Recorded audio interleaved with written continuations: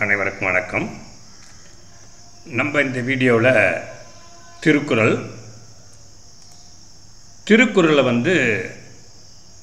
இல்லறவியல் அதனுடைய விளக்கத்தை பார்க்கலாம்.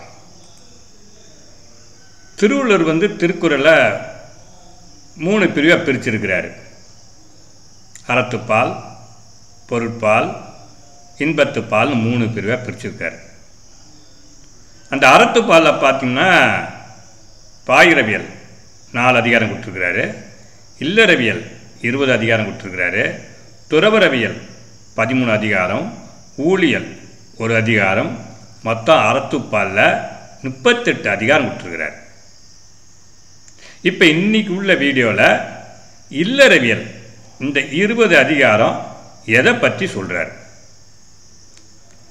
நம்ம இதுவரையும் அந்த பாயிரவியல் 4 அதிகாரம் அது தனித்தனியாக வீடியோ போட்டிருக்கோம்.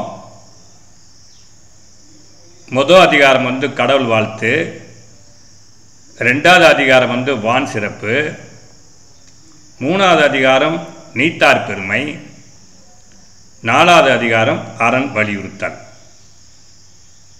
4த்துக்கும் தனித்தனியாக வீடியோ போட்டிருக்கோம். பார்க்காதவங்க கேட்காதவங்க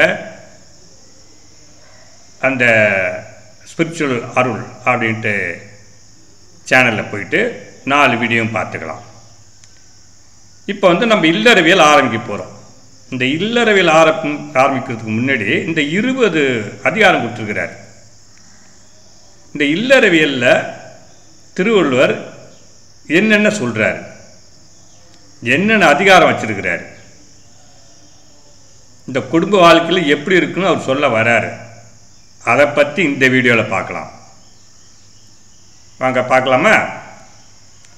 அதிகாரம் 5 இல்வாழ்க்கையின் அதிகாரம் வச்சிருக்கிறார். அதில் என்ன சொல்றாருன்னா, குடும்ப வாழ்க்கையின் சிறப்பு, குடும்ப வாழ்க்கையில் எவ்வளோ பயன் இருக்குது, நன்மை இருக்குது, அப்படி சிறப்பு என்ன அப்படின்னு அதிகாரம் 5 சொல்கிறார். அதிகாரம் 6 பார்த்தா வாழ்க்கை துணை நலம். வாழ்க்கை துணை மனைவியின் பெருமை. ஒரு குடும்ப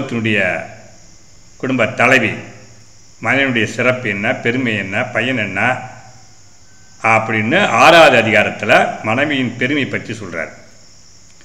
7வது அதிகாரம் மக்கட்பேறு, அதில் குழந்தை செல்வம். ஒரு குடும்பத்துக்கு குழந்தை செல்வம் எவ்வளோ முக்கியமானது, எவ்வளோ இனிமையானது, பிற செல்வத்தை காட்டிலும் குழந்தை செல்வம் எவ்வளோ உயர்ந்தது அப்படின்னு 7வது அதிகாரம் மக்கட்பேரை சொல்கிறார். 8வது அதிகாரம் பார்த்தா அன்புடைமை. அன்புடைமையில் பிறரிடம் அன்பு காட்ட வேண்டும் அப்படின்னு வலியுறுத்துறார். குடும்பத்தில் இல்லறவியலில் குடும்பத்தில் இருக்கிறவங்க பிறரிடம் அன்பு காட்ட வேண்டும் அப்படின்னு 8வது அதிகாரத்தை சொல்றார். 9வது அதிகாரம் விருந்தோம்பல். விருந்தினரை உபசரிக்க வேண்டும். அந்த விருந்தினரை இன்முகத்தோடு உபசரிக்க வேண்டும் அப்படின்னு 9வது அதிகாரத்து மூலிமா விருந்தினரை உபசரிக்க வேண்டும் சொல்கிறார், வலியுறுத்துகிறார். 10வது அதிகாரம் இனியவை குரல். இனியவற்றையே பேச வேண்டும்.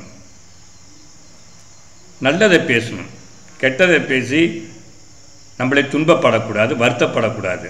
அதனால் 10வது அதிகாரத்தில் இனியவற்றையே பேச வேண்டும் அப்படின்னு வலியுறுத்துகிறார். 11வது அதிகாரம் செய் நின்றறிதல். நன்றி மறக்கக்கூடாது, ஒருத்தங்க செஞ்ச நன்றியை மறக்கக்கூடாது அப்படின்னு 11வது அதிகாரத்தில் சொல்கிறார். 12 நடுவுநிலைமை.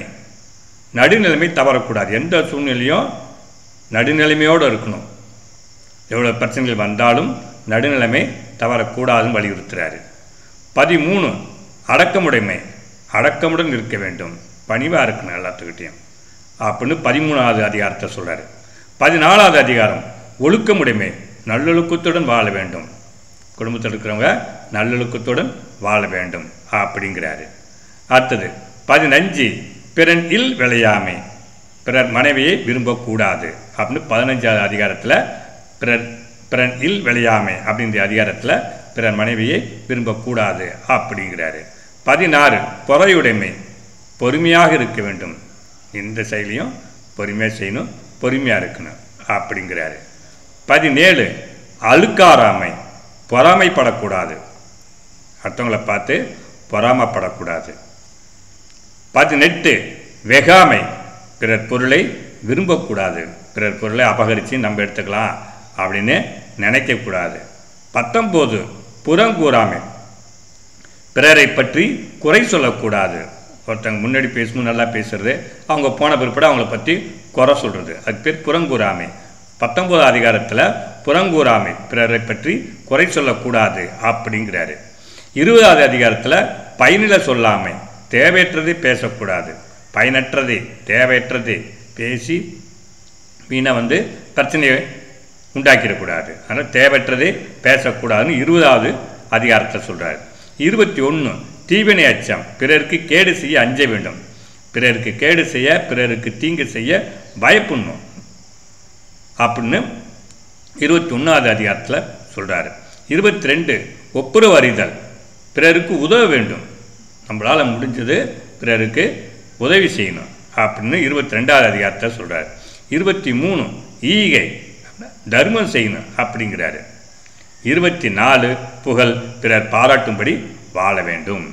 அதனால் திருவள்ளுவர் என்ன சொல்றாருன்னா, இந்த இல்வாழ்க்கை குடும்ப வாழ்க்கை இல்லறவியல், இல்லறத்தில் இருக்கிறவங்க எப்படி குடும்பம் நடத்தணும் அப்படின்னு இல்வாழ்க்கை 5வது அதிகாரத்திலையும், வாழ்க்கை துணை மனைவியுடைய பெருமை 6வது அதிகாரத்திலையும், மக்கள் பேரு குழந்தை செல்வத்தை 7வது அதிகாரத்திலையும், 8வது அதிகாரத்தில் அன்புடைமை பிறரிடம் அன்பு காட்ட வேண்டும் என்றும், 9வது அதிகாரம் விருந்தோம்பலில் விருந்தினரை உபசரிக்க வேண்டும் என்றும், 10வது அதிகாரம் இனியவை குரலில் இனியவற்றையே பேச வேண்டும் என்றும், 11வது அதிகாரம் செய்நன்றில் நன்றி மறக்கக்கூடாது அப்படின்னும், 12ல் நடுநிலைமை தவறக்கூடாது என்றும், 13 அடக்கமுடைமை அடக்கமோடு இருக்க வேண்டும் என்றும், 14வது அதிகாரத்தில் ஒழுக்கமுடைமை நல்லொழுக்கத்துடன் வாழ வேண்டும் என்றும், 15 பிறனில் விளையாமை, பிறர் மனையை விரும்பக்கூடாது அப்படின்னு 15வது அதிகாரத்திலையும், 16 பொறையுடைமை பொறுமையாக இருக்க வேண்டும் என்று 16வது அதிகாரத்திலையும், 17 அழுக்காராமை